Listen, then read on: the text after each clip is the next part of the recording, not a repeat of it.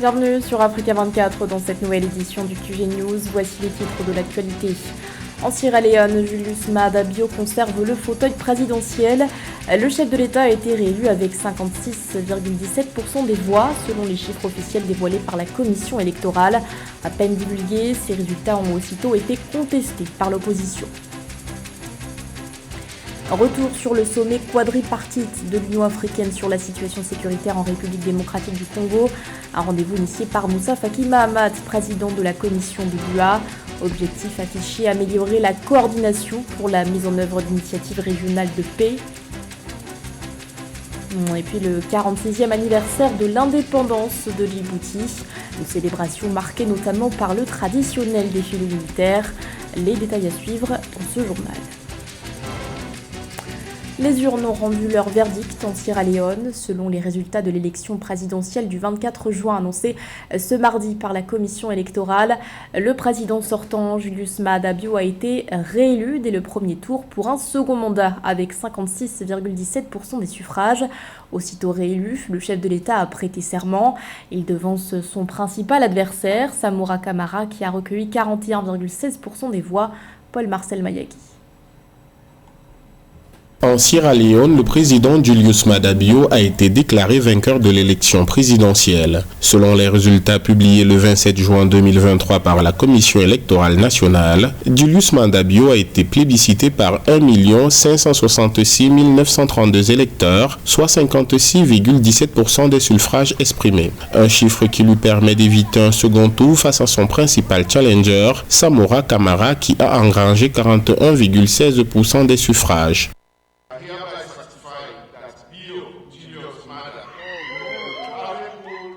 Je certifie par la présente que Julius Maada Bio a obtenu 1 556 932 votes, soit 56,17% du total des suffrages valides exprimés dans l'élection présidentielle du 24 juin 2023.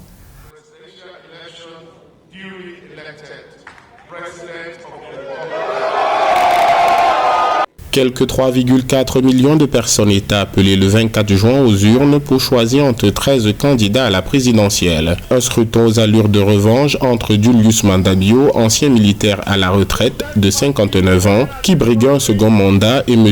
Kamara, technocrate de 72 ans, qui conteste ses résultats en alléguant le bourrage des bulletins de vote et la suppression des électeurs dans certaines parties du pays. Dans la soirée du 26 juin 2023, après la publication des résultats provisoires, le président Julius Maada Bio s'est adressé à la nation et a appelé les citoyens à rester pacifiques. Nous avons tous intérêt à maintenir la paix pendant et après l'annonce des résultats de ces élections. Les citoyens ne doivent pas inciter à la violence ni s'associer à des actions violentes. Pour notre bien, nous devons éviter toute action de provocation et de représailles. Individuellement et collectivement, maintenons et promouvons la paix dans nos communautés et notre pays. J'exhorte la police et les forces de sécurité à appliquer les lois sur l'ordre public avec retenue et à protéger tous les citoyens de manière impartiale. À 59 ans, le président Julius Maada Bio était candidat à sa propre succession après un premier mandat dans son réforme. Au cours de son premier mandat, le chef de l'État s'est fait champion de l'éducation et des droits des femmes, avec un accent particulier sur l'agriculture afin de réduire la dépendance de son pays aux importations alimentaires. Ses partisans saluent son bilan et vantent certaines de ses mesures phares, présentées comme les plus progressistes de la région, comme l'abolition de la peine de mort, une loi sur l'égalité des sexes et l'affectation d'un quart du budget à l'éducation. Et sachez que dès l'annonce de ces résultats, le candidat malheureux Samora Kamara a haussé le ton sur les réseaux sociaux. Selon lui, les chiffres dévoilés par la commission électorale ne sont pas crédibles. L'opposant a également ajouté qu'il continuerait le combat pour une meilleure Sierra Leone. Dans l'actualité également, les violences se poursuivent au Soudan, malgré l'annonce par les FSR d'un cessez-le-feu unilatéral entré en vigueur ce mardi 27 juin à l'occasion de l'Aïd al-Adha. Le son des armes à feu résonne toujours à Khartoum, la capitale où les paramilitaires semblent gagner du terrain. Le 25 juin, les forces de soutien rapide dirigées par le général Mohamed Hamdan Daglo ont annoncé avoir pris le contrôle du quartier général de la police situé au sud de Khartoum. Dans un communiqué, elles ont également précisé dit avoir saisi un grand nombre de véhicules, d'armes et de munitions. Les combats font aussi rage au Darfour, région de l'ouest du Soudan, considérée comme le fief du général Daglo. Une situation qui inquiète dans les rangs de l'ONU. Les Nations Unies avaient déclaré avec l'Union africaine notamment que le conflit a désormais, je cite, une dimension ethnique, en évoquant des attaques ciblées basées sur l'identité, des violences qui pourraient constituer des crimes contre l'humanité selon l'ONU. La situation sécuritaire en République démocratique du Congo était au centre des discussions lors du sommet quadripartite de l'Union africaine. Ce 27 juin, des représentants de la conférence internationale de la région des Grands Lacs, de la communauté de l'Afrique de l'Est, de la communauté de développement de l'Afrique australe et de la communauté économique des États de l'Afrique centrale étaient réunis à Luanda, en Angola. L'amélioration de la coordination pour la mise en œuvre des initiatives de paix faisait partie des objectifs ciblés. Gladys Mamba. La situation sécuritaire dans l'est de la République démocratique du Congo était au cœur de la quadripartite de l'Union africaine, tenue ce 27 juin à Luanda, en Angola. Les représentants de la Conférence internationale de la région des Grands Lacs, CIRGL, de la Communauté de l'Afrique de l'Est, EAC, de la Communauté de développement de l'Afrique australe, SADC, et de la Communauté économique des États de l'Afrique centrale, CEAC, étaient réunis en sommet. Des assises proposées début juin par le président de la Commission de l'Union africaine, Moussa Faki Mahamat, et préparées par une équipe d'experts. Vous avez les troupes de l'EAC avec les Kenyans, Burundais avec les Ougandais, les troupes de la MONUSCO, nos propres forces nationales et bientôt la SADC. Ça, c'est sur le plan militaire. Sur le plan politique et diplomatique, vous avez l'Union africaine, les Nations unies. Trop de cuisiniers gâtent la sauce, surtout si on ne sait pas qui fait quoi et qui ne fait pas quoi. Nous sommes à l'approche des élections, tout cela doit être clarifié. L'amélioration de la coordination des efforts et des initiatives de paix régionales, tant sur le plan politique que militaire, était l'objectif affiché de ce sommet, alors que le projet de reconfiguration de la MONUSCO pour un retrait total de la force onusienne du territoire congolais à la fin de l'année est lancé, une ambition soutenue par les 3 pays africains siégeant actuellement au Conseil de sécurité de l'ONU en qualité de membres non permanents, à savoir le Mozambique, le Ghana et le Gabon. Nous venons ici porter la voix de la CAC.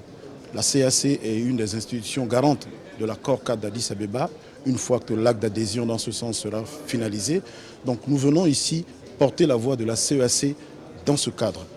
Le deuxième engagement, c'est en ce qui concerne le Gabon. Vous savez que la question de la paix et de la sécurité, c'est un des piliers de notre politique étrangère. Pas de développement sans paix, cela a toujours été dit, et nous veillons à ce que cet intérêt en matière de paix soit préservé. L'insécurité dans l'est de la République démocratique du Congo continue d'alimenter une longue crise humanitaire.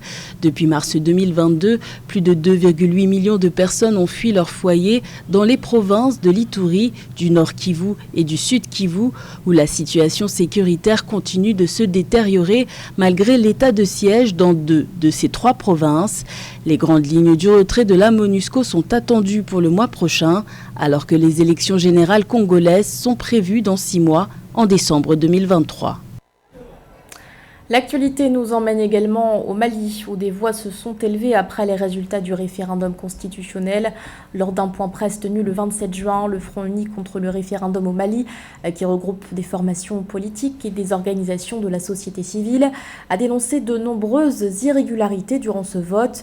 Une dizaine de recours ont ainsi été déposés devant la Cour constitutionnelle. Les membres du Front ont notamment rapporté des bourrages d'urnes. Ils contestent également l'information donnée par l'autorité indépendante de gestion des élections, information selon laquelle le scrutin s'est déroulé sur l'ensemble du territoire national. Or, pour le Front, le vote n'a pas eu lieu dans la région de Kidal.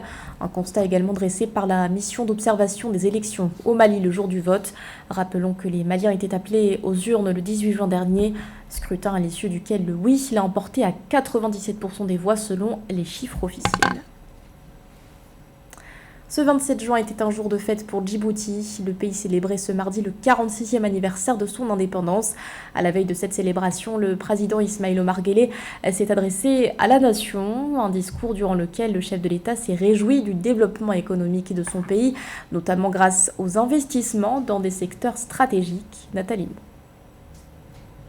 Le taux de croissance du produit intérieur brut de la République de Djibouti devrait s'établir à 5,4% en 2023 et 6,5% en 2024, selon des chiffres de la Banque africaine de développement. Une embellie économique que le président Ismaïl Omar Guelleh a choisi de mettre en exergue au cours de la célébration de la 46e édition de la fête nationale du pays, le 27 juin 2023, en marge du traditionnel défilé militaire. Dans son discours de circonstance, le chef d'État djiboutien a salué la solidarité, l'inclusion et la souveraineté nationale.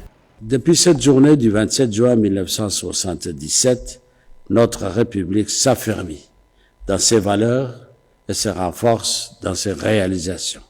Chacun de nous, là où il est, à sa place, avec ses compétences et avec ses moyens, contribue à la grandeur de notre nation. Le président Ismaïl Omar Guelleh, pragmatique pour le 46e anniversaire de la fête nationale, a promis la pérennité du modèle économique de Djibouti, axé sur le développement d'un éventail de secteurs stratégiques, notamment le transport maritime qui emploie 65,55% de la main-d'œuvre nationale. Le dirigeant djiboutien veut également améliorer le bien-être de ses concitoyens, une population avec laquelle il a communié lors de la fête nationale. Notre pays poursuit sa croissance économique et les investissements dans les secteurs stratégiques pour notre développement, notamment dans le domaine des transports maritimes, dans le domaine de l'énergie ou encore des nouvelles technologies. Parallèlement à ces investissements économiques, le gouvernement entend aussi intensifier les investissements dans les secteurs sociaux. Ismaïl Omar Guelleh, qui dirige la présidence tournante de l'autorité intergouvernementale pour le développement IGAD, a rappelé l'importance de la stabilité sous-régionale pour son peuple. Il a témoigné la solidarité de Djibouti pour le peuple soudanais en proie à un violent conflit armé depuis avril 2023. Le président djiboutien a réaffirmé son engagement ferme pour un retour à la paix en Afrique de l'Est en général et au Soudan en particulier.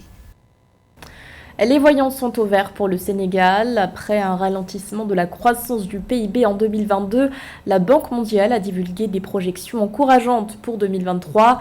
Cette année, la croissance économique du pays devrait s'élever à 4,7%. Un rebond qui, selon l'institution, reflète le dynamisme de la production industrielle. Philoméntine.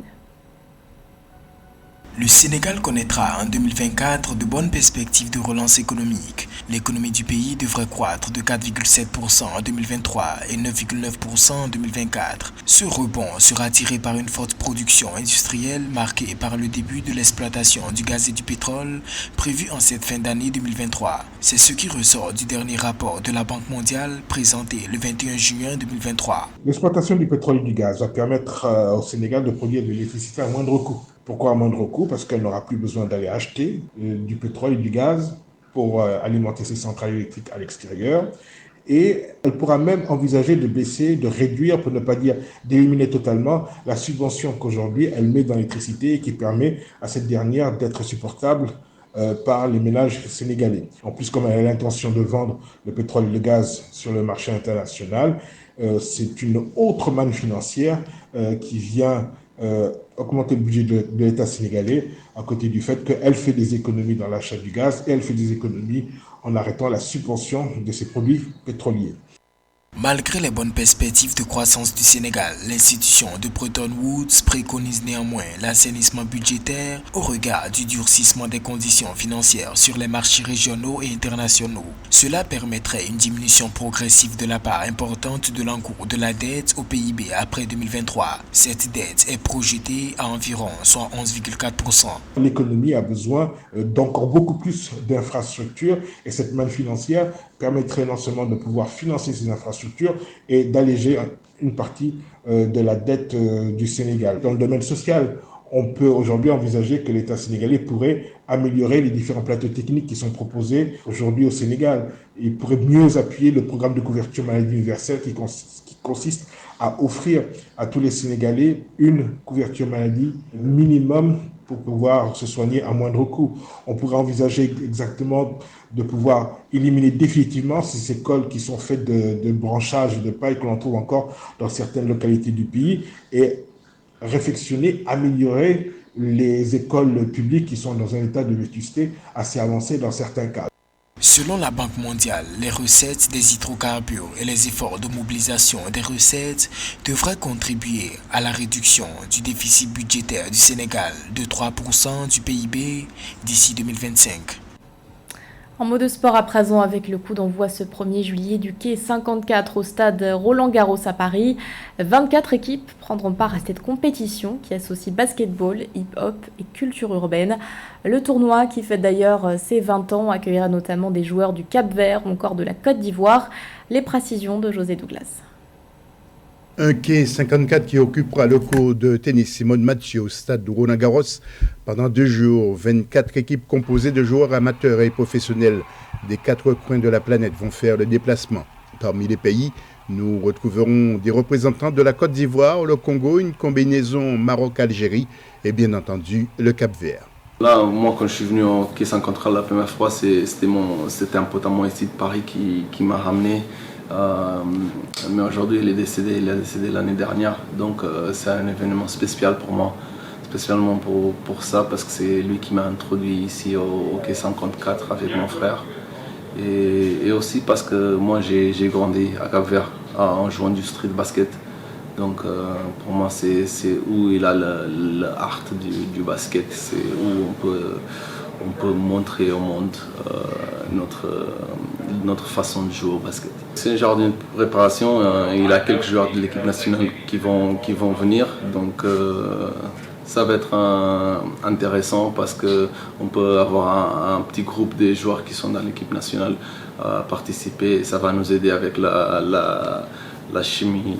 La diaspora capverdienne qui se retrouvera ce vendredi 30 juin 2023 entre 18h et 22h à la Halle des Sports à Argenteuil, en région parisienne, pour une rencontre avec les joueurs à l'occasion de leur participation à ce quai 54 et à la prochaine Coupe du Monde de basket. Plusieurs matchs pour ce quai 54 à élimination directe jusqu'à la finale. Le quai 54 d'un contest sera l'un des moments forts de l'événement le samedi 1er juillet à partir de 20h.